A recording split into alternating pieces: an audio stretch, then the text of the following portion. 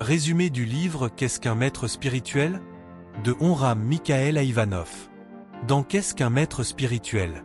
Onram Mikhaël Ivanov explore la relation entre un disciple et son maître spirituel.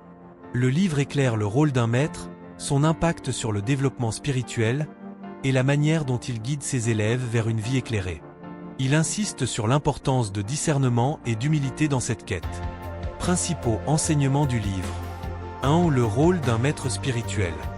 Un maître spirituel est un être qui incarne des valeurs universelles et qui vit en harmonie avec les lois divines. Son rôle principal est de guider le disciple vers une meilleure compréhension de soi et du monde spirituel. 2. La relation maître-disciple.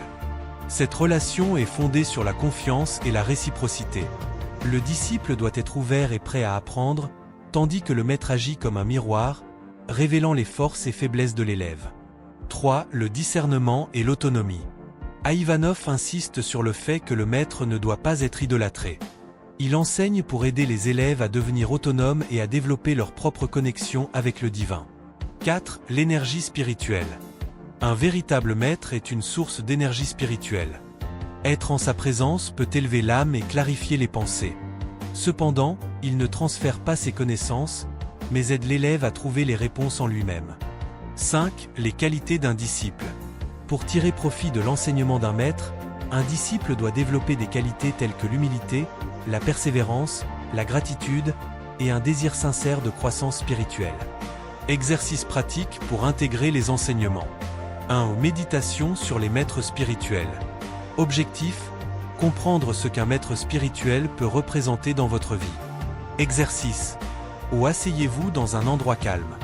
Fermez les yeux et respirez profondément. Visualisez un maître spirituel, réel ou imaginaire qui incarne les qualités que vous recherchez. Sagesse, amour, paix.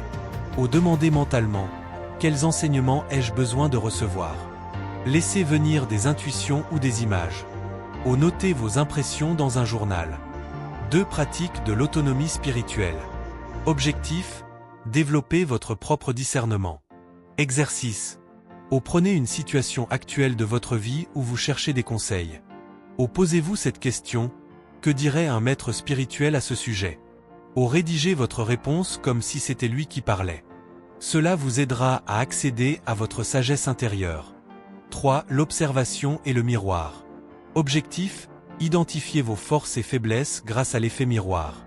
Exercice: notez une personne, un mentor, un ami ou une figure publique que vous admirez profondément. Listez les qualités que vous appréciez chez elle.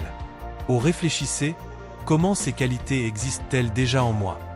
Puis, faites de même avec quelqu'un qui vous irrite. Demandez-vous: ces défauts reflètent-ils un aspect de ma propre personnalité que je dois travailler? 4. Cultivez la gratitude. Objectif: élevez votre vibration en remerciant vos guides spirituels. Exercice: chaque soir, avant de dormir, remerciez mentalement tous les enseignants, spirituels ou non, qui ont contribué à votre évolution. Visualisez leur lumière vous entourant et vous remplissant de paix. Ces exercices permettront à notre audience de mieux comprendre les enseignements du livre et de les appliquer dans leur propre cheminement spirituel. Le message essentiel de ce livre est que le maître est avant tout un guide qui nous ramène vers notre propre lumière intérieure. Vous avez été inspiré par cette vidéo? Veuillez l'aimer, la commenter, la partager, puis vous abonner à la chaîne L'Art de Réussir pour ne rater aucune de nos prochaines vidéos s'annonçant très émouvantes.